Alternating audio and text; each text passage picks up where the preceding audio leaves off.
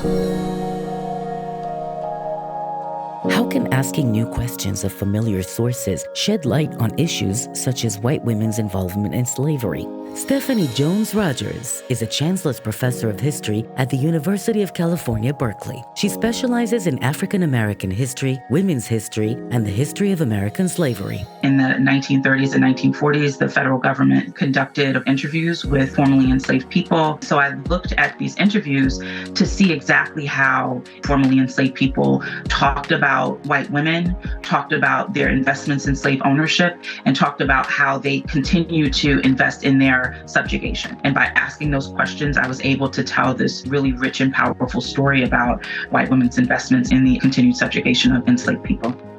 The selection committee praised Stephanie for using slave narratives in new and sophisticated ways, which serve not only to challenge existing historical views, but also to open up a new set of questions for all fields in which oral histories are used.